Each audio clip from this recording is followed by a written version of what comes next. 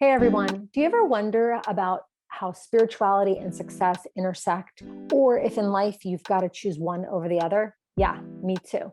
And that's what we're going to be talking about today with one of Silicon Valley's 40 under 40, Sam Kabert, on the Mindrise podcast. If you haven't already, be sure to subscribe on Apple, Spotify, Google, and YouTube. We're everywhere. So let me tell you a little bit about Sam. Sam is a serial entrepreneur. In the first 8 years of Sam's career, were driven by goals and motivated by success, right? About filling that bank account. And this path culminated in building $1 million business while working less than 4 hours a day, in addition to being named one of Silicon Valley's 40 under 40 at just the age of 31. So it took some time, but Sam eventually realized that his work was just filling a void. Right? Does this resonate at all? So Sam has been on a path of deep self-inquiry, and he's on this mission to really reframe how we look at our lives as it relates to work.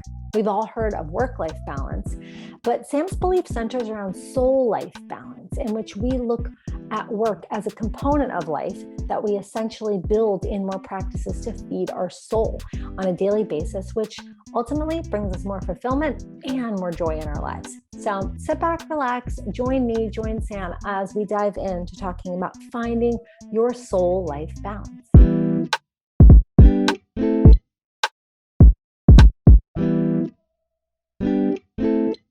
So big thanks to Sam Kabert for joining us on the Mindrise podcast today. If you haven't already, be sure to subscribe on Apple, Spotify, Google, YouTube, we're everywhere.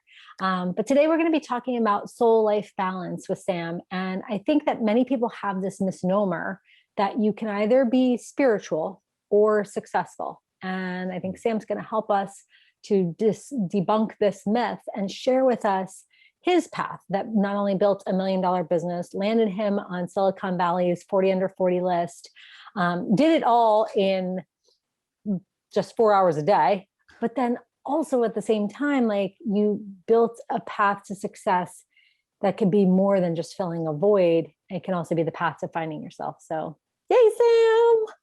Awesome, Bailey. Thanks so much for having me on. Yes, I'm so excited to have you with us because I think that that's what people want to understand, is they want like the behind the scenes look of, okay, yeah, sure. You're on the Silicon Valley list, or, oh, sure, you've built $1 million business. I mean, you have several businesses, podcasts with a plural, you have teams, you even have like your own food blog, like just for fun on top of it all. Right. Yeah, totally. Yeah. But I think people want to see like what's behind the kimono. I think that they want to see like, great, you're on these lists, great, you have all this stuff, but like, what was your path? So I'm curious, what was a catalyst that took you from where you were right before this path to where you are now? Yeah, it's so funny because I'm going to bring up human design. That's cool, right? Right. This is something that's been, what's that? Bring it on. Yeah. Yeah, this is something that's been present for me the past couple of weeks, but really the past year. And I remember years ago, like being in college, just drinking beers at a friend's house with his dad, and, serial entrepreneur, longtime entrepreneur, him. And my whole family comes from entrepreneurs, but my friend's mom was talking about how the dad, her husband, was a visionary and like a creative, and he could see things before it happened. And when she was talking about it, I was like, oh yeah, that seems to be like me. Like, I don't know anything about that, but it wasn't human design. It was just like, she mentioned that. And fast forward like 10 years later, last year or so, I heard about human design, and several people that told me about it were like, oh, you're for sure a generator. So without going into the specifics of what human design is, there's different types, right? And everyone thought I was a generator because that's like action, doing, and all that type of stuff.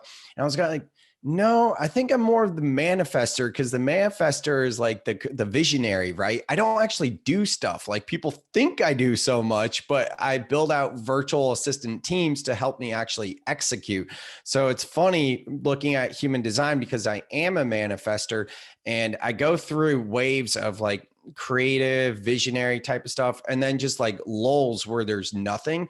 And I really do get burnt out when I need to do everything myself. And I read the 4-Hour Work Week back in 2012 by Tim Ferriss, and I was like, oh, this sounds great. So, I mean, I'm not at the point where I have a 4-hour work week, but I have less than a 4-hour work day, which is amazing. I'll take that any day. And I think most people will, right? And in reality, the past few years, especially pre-pandemic and all that, I would say my work day has really been a couple hours. I say working less than 4 hours a day because it's not like I actually time it, but yeah, for the most part. And in 2016, I kind of looked around. I saw some friends getting into content creation. I was a guy in Silicon Valley selling promotional products and, not getting much respect in Silicon Valley for someone who's selling branded goods, right? So I was like, how can I separate myself? And that's why I made the conscious decision to get into content creation.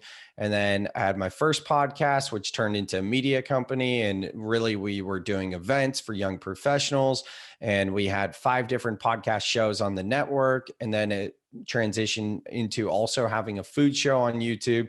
I wrote 3 books in a year. So all the content creation is really the foundation of my success, right? In terms of being 40 under 40, like I wasn't more profitable per se, but I was more interesting, Right. That makes sense because it's like we're not necessarily determined by that profit margin. I think you're right. We're more determined by what we are demonstrating through our creativity, and that's that content creation space. And when you're creating all of this, you're right. It did make you more interesting and eye-catching for sure.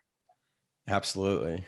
Right. But I'm also curious. So there you are, and in many ways, like at least outward perception, like nose down, crushing it, doing all the things. And in doing all the things, did you find yourself at that point, like doing that to achieve a sense of identity? Did you find that to like fill the bank account? Did you find that because that was your spiritual path? Like at that time when you were, over the last 8 years, really focused on achieving these goals, and you weren't necessarily focused on getting on that list, but that happened as a byproduct, right? But I'm curious, Yeah. like you're doing this all for what? It all kind of started because my business is like a subsidiary of my parents' business. So it's like a DBA, right? And my dad's business has been around since 1980, and he really wanted to get us into the press for, I think it was the 35th anniversary. And for context, they have an office supply company, and they're the last remaining family owned, independently owned office supply company in Silicon Valley, where like growing up, there was like 30 independent stores, right? And this is before like Depot Max and Office Depot, Office Max and Staples and all the mergers and things like that. So it was, they were really a staple in, downtown San Jose, which is arguably the heart of Silicon Valley. And I thought it was a great story. And, technically I'm the 3rd generation with the company as well. And my dad started by repairing typewriters.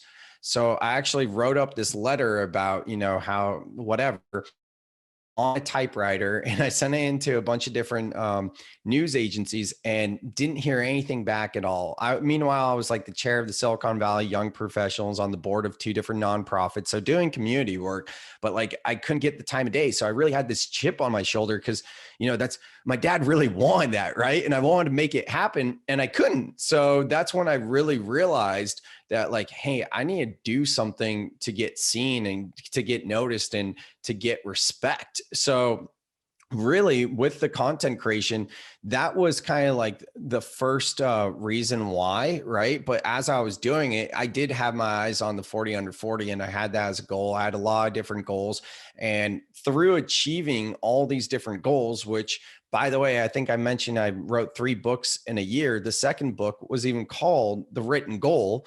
Through achieving all these goals, I kind of stopped and I was like, what am I doing? Like I'm crossing off these goals, but I almost feel more empty. And that's when I went down the spiritual path and plant medicine and all that type of stuff. And then I had this awakening where like most of us are just doing what we're told we're supposed to do rather than really thinking about what do I want to do. So for me, it starts with soul life balance, which is a reframe of work life balance, where we realize that work is a component of life and we put more practices to feed our soul on a daily basis.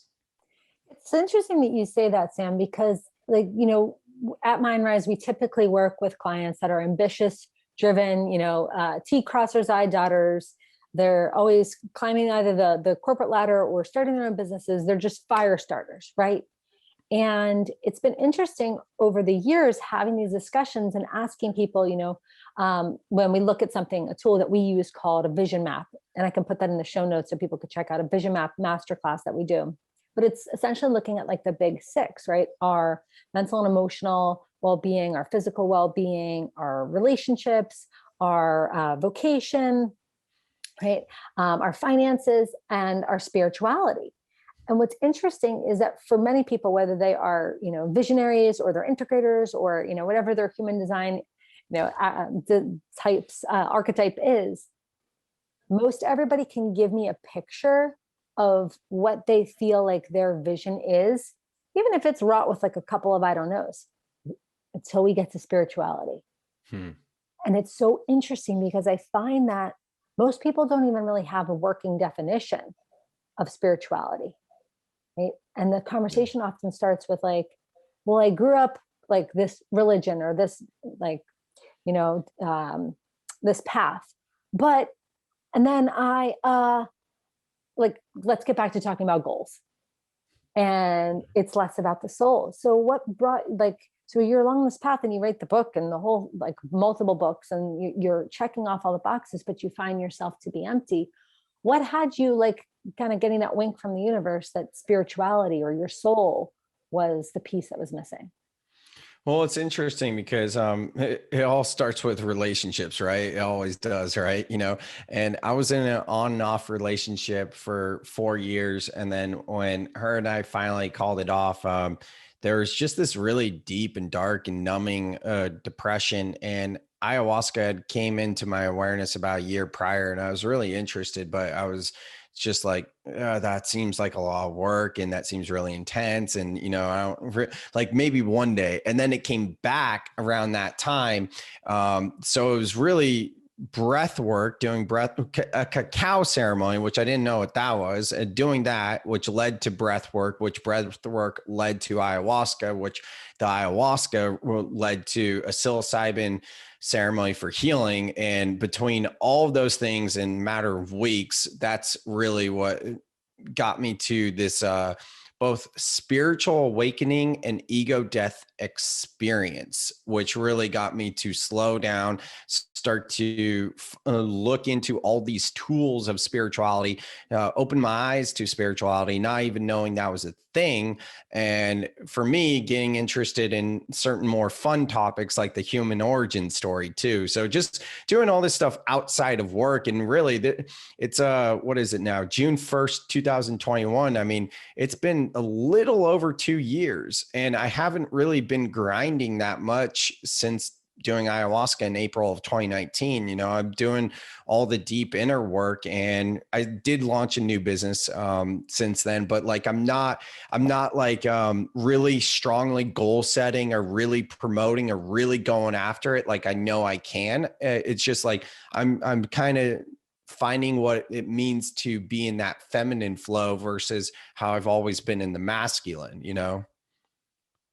Right. Sure. Well, it's interesting that you say that because I think that people hear masculine and feminine and they think that those fall on like, preferred gender lines or gender at birth lines. But can you give us your definition of masculine and feminine energies? Because they both reside within all of us. Yeah, it's such a good point. I mean, sometimes I forget too, because like, when you first get into spirituality, you're like, what is everything? And you don't know anything. Right. And then now I feel like so immersed in it because I'm in Fit for Service, Aubrey Marcus's mastermind. And like most of my best friends these days are into spirituality. So I'm like, just so immersed in it. So thanks for bringing me back. But yeah, so it's not like the divine feminine and divine masculine. It's not like your sexual organs, it's more of an energetic type of way of being, right? So the masculine would be having traits in creating stuff of rigid routine, things like that. Whereas feminine is known to be more flowy, more introspective, more yin type energy. So, I think a lot of us are familiar with our world being in a toxic masculine, which can go so far as to look at war and things like that, or just on the Western culture, how we're so go, go, go. And we have, 9 to 5, 40 hours a week and all this type of stuff, which the pandemic and COVID has really given us an opportunity to slow down and go within. But on top of that, from a straw, astrological, I guess that's how you would say it, astrological point of view, we've entered into the age of Aquarius, which is known to be more feminine. So it's not really a coincidence that things have started to slow down and we're starting to be more receptive to, hey, what is this feminine energy and being more in a flow state versus like the rigid do. Because I don't think that we came to Earth to work. You know what I mean? Absolutely. I couldn't agree more. And you nailed it. I think that it is a process of inquiry. My definition is that masculine is that like go and do and accomplish and create, but that needs to be guided by something. And in my mind, it's guided by the feminine energy of vision, the feminine energy of emotion. And I love what you're saying is that, okay, for a long time, your trajectory that you were on was governed by go, go, go, do. And for all intents and purposes, looking from the outside in, that was proving to be successful to you in terms of whether it was the accolades and the nods or the bank account or the businesses or the books or the right what we acquire as we are in that go, go, go, do space. And isn't it so interesting how when we sway our energy so much to one side, and many times like we miss out on this and we're out of balance, right? Absolutely. I couldn't agree more with that. And, I don't think of it as like a bad thing either, and I think a lot of this stuff, it just gives us the experience we need to your point, and also helps us get to a trajectory point, like almost like a fork in the road to get us on another path that's going to serve us best, that also served us with the experience we learned for where we're going next. Oh my gosh, Yeah. yes, Sam. And it's funny because you, at least in my perception, you mentioned one of your forks in the road, which was the like an emotional psychological schism that can happen when a relationship comes to an end. Mhm. And sometimes that brings us to a place of spiritual or emotional inquiry. Sometimes it doesn't, and we're like, screw that person, right? Like, Yeah. and we go on like a tear in another direction. But I think that when it brings us to that place of like, let me look inside myself, right? And really tap Mhm. in here. Sometimes it's like opening the gate to the secret garden. You're like, ooh, oh wow, there's a lot going on here. And Yeah, I I agree. get to explore that, right? Hmm. Yeah, yeah. So you've shared with us kind of your path so far. You've shared with us some of the catalysts that have taken you from where you are now to where you were in the past. And I'm curious for you, like, where are you going next? Mm. Right. And that's from both energies. Like what's the vision, the feminine vision or the feelings and what you're in that space of creating and doing. What's next for Sam Kabert? Yeah, that's a great question. Thanks, Bailey. So, you know, after the spiritual awakening in April of 2019, within a few months, I had this whole concept of soul life balance. And I knew then that my next book was going to be about soul life balance. You and I have actually chatted about this. And, you know, I didn't want to rush it. And I've done a few different outlines. And I was recently in Costa Rica for a month. First time ever in my life, just like one way ticket, not knowing when I'm going to come home and not really much of a plan. And I started to write the book. I started to do an outline. So I know that's coming, but I'm really honoring, what I've learned so far about being in your feminine.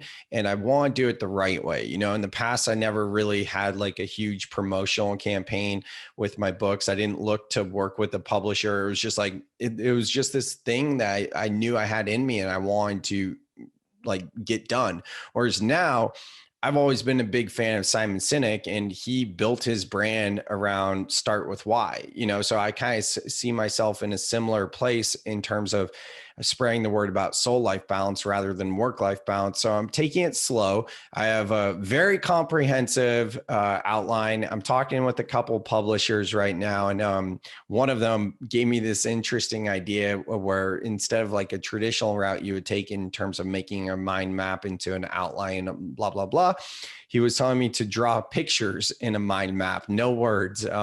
So I have arts and crafts, which I know you're into, arts and crafts date coming up here soon that I'm avoiding. But yeah, basically I'm going to be working on building out my brand about soul life balance. I have my virtual assistant business called Clone Yourself, where entrepreneurs can hire our team of virtual remote workers to get done any of the tasks that they don't want to do. So they don't have to worry about learning how to recruit, train, and manage remote workers. They just tell us what they want done and we get it done for them, which helps them to have more soul life balance because they're working less. So those are kind of the two things that I'm working on the most right now. I love what you're saying, Sam, because you're right. And you're so funny, arts and crafts. Yeah. But that's also embracing your feminine. So, because the masculine's like, okay, if I'm going to make something, like that's my masculine voice for myself. But like, if I'm going to make something, I've got to, start a business, or I have to put it on Etsy, or it's got to become, in a gallery or something. And, sometimes like I'll just paint for the sake of painting, because when we do that, not only is it good for, our soul, but it's also really good for our brain. Our brain needs to be challenged in these different ways. So, I would say embrace your inner feminine energy and get down with some scissors and glue and some markers or crayons, whatever you're working with over there. Because the other thing, and here's my psychotherapist hat, is that our brain thinks in pictures, which is interesting because that ends up being like a super highway access point to unlock some things that might have otherwise just kind of been sitting on the shelf. That's what I heard in terms of the intention behind it. So it's nice to hear the confirmation from you. Yeah, absolutely. Absolutely. And it's funny that you're talking about the book in this way, because, as you and I have been talking in the past, my first book, probably really from my masculine energy. I mean, I wrote the book in 2 days and it's ridiculous, but at the same time, like this next book has taken me the better part of 2 years. And it's like, it's hard not to conjure up stories, because when you've done it in a different way, like your old self executed something a certain way. I'm curious about this from you. It's really easy to have like some nasty narrative sneak into your brain about where you should be by now or how it should be done. Because, well, I've done this in the past, or I was successful in this, or, I've already wrote a book, like I did it like this. Why don't I do it like that again? So I'm curious for you, like, where do those narratives show up and how do you deal with them? I battle with that. And for me, you asked me what's next for me. I told you 2 things. I didn't even tell you one thing, right? But you mentioned I have the food show on YouTube, and my co-host and I kind of put that on the back burner when the pandemic went, but like now we're starting to look at, recording more shows for our food show on YouTube. I have my podcast for Soul Seeker. I have another podcast that supports the VA business. I have this new series called Brochuality, where basically it's a lot of work to do this new series. I'm watching like bro-y type movies, then I'm recording or I'm like writing down hidden spiritual themes. Then I write a script, and then I record the script, and then my VAs do the video edit, and then I need to review it. And I have like 2 that I need to get back to my VAs about, and another one I'm working on a script for. And I have all these narratives in my head about like, oh, I need to do this. I need all these things that are needs. But to your point, like when you asked me that question, I'm like, here are the 2 things I'm working on. I didn't mention like the Brochuality, the Soul Seeker, the Clone Yourself, or the food show, because those are all just like, I'll get to it when I get to it. I'm giving myself that grace, but still like I'm looking at my notepad right now, and it says to do the Brochuality stuff, and it's been on there for like 2 weeks. I just keep, crossing off other things, and then I rewrite it on, and I'm like, when am I going to get to that? And I want to get to that. And then I see someone with like 90,000 followers on Instagram that just did this hilarious 5-minute video explaining like extraterrestrials for bros. And I'm into, spirituality for bros, like bro language. And everyone that knows me knows I love alien talk. So I'm like, damn, I need to be doing what he's doing. How did someone already take my idea? Like, no, I've never seen anyone else do this. So there's all these stories that come in. And then that's why the spiritual work is so important, because then you're able to breathe, slow down, and center yourself and really be like, none of this matters. This is all part of the programming and conditioning of society to get us in fear of lack and comparison and all that. But none of this is really relevant, because when I chased all that stuff before, that's what got me in trouble. Now it's about, hey, what feels right to me versus falling into the trap of the conditioning. Oh, hell yes, Sam, because you're totally right. What feels good to me? That is so the feminine energy versus what do I got to do, right? Which is the masculine energy, my inner bro, where it's like, what do I got to do? I got to get this stuff done. And like when we go for like, how do I want to feel? How does this feel to me? That access point, if that's what informs like where we're going next, then your inner bro, your masculine can take action on execution. But I love that perspective, because many times it's not a question that we ask ourselves. We go to the to-do list rather than the like to feel list. Ooh, fire. Just dropping that on you. Yeah, love it. Write that down, everyone. I'm going to have to re-listen and write that down. Love it. Oh my gosh, it's so good to be jamming with you today. And you're right. You have so many things that you want to do and you want to put out there in the world. And I'm just curious for you, like we talked about where you're going next, but when you do have fears that show up for you, right? Those inner narratives, what are some of your favorite tools to combat those, to overcome your fears? I love this question. And I think my answer is no, I know my answer. It's to human. There's so much talk in spirituality about doing the work, quote unquote. And there's not enough talk about humaning. So humaning is this term that I think a couple friends and I came up with. I'm not sure if it already exists, but basically it means I wrote down the definition recently. I wrote the definition. I need to find that. But the general idea is like, instead of doing the spiritual practices to feel better when you're in fear or whatever's going on, just take a break and let yourself Netflix and chill, eat some ice cream, or, do the things that you quote unquote shouldn't be doing when you're shitting on yourself, and just give yourself the grace to just be a human, because you are human and you don't always need to connect with the spiritual side. And that's actually part of soul life balance, right? That's the life side of the balance. You're here to live life. So give yourself the grace to live life. And even last night, like I ate a little pint of a whole ice cream. Like, I was just like, I got it from the store. I was like, oh, that looks good. I really like this flavor. Haven't had it in a while. Had a couple bites, had a couple more bites. Then next thing you know, that it was halfway gone. Then I started to like feel really bad about it. And then I was like, you know what? I'm just going to eat the whole thing now, so it's not in my freezer. And then I eat it again tomorrow. And then this starts a whole cycle of keep wanting to have it. I'm just going to go all in now and just give myself the permission to have it. And that's that. Oh my God, Sam, you nailed it though. It's not like who we are in this life is not determined by like how utilitarian, like robot carry out the mission that we can be. And it's also not determined on like how monk we can be, where it's like, I'm just going to contemplate and stay in my spirituality and like namaste. There's like this place in between. It's called being a human, where you're eating the ice cream and you're getting your shit done. And you're also like namasteing. It's like all of it, all of it.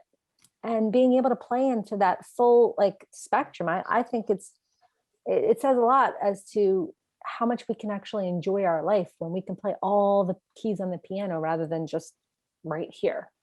Totally. Couldn't agree more. I love it. Awesome. Yay, Sam. All right. So if we are looking for you on the world wide webs, on the internets, where are our favorite places to find all things Sam? Because you have your hand in quite a few little pots there, my friend. I know it's, I've always have had a branding identity. So it actually made sense to name the new business Clone Yourself. Um, right. But anyways, you guys Right. can just go on my personal website. It's got all the links there to the different stuff. It's samkabert.com, Kabert. And that's got everything there. You can Google my name, find the different stuff. I do have a 50-minute review of the movie Soul on YouTube, where basically it explains the concepts of the movie and resources to go deeper. So that's a pretty cool project that kind of led into the spirituality. But yeah, if you can't, I know there's a lot here. So samkabert.com is probably the best place to go. Cool, cool. We'll make sure that we put that in the show notes. We'll make sure that we put the review from YouTube into the show notes as well. I feel like we're gonna have like pages and pages of like, and then you can see Sam try some food over here on YouTube. Right. All the places. But Sam, thank you so much for joining us for today, giving us the insight of where you've been and where you're going next, and to understand that that is an ever-changing path, and part of it is accepting ourselves along the way. Oh, I love it. Thank you, Bailey. It's always a pleasure to jam with you. And thanks so much for the opportunity. Bye.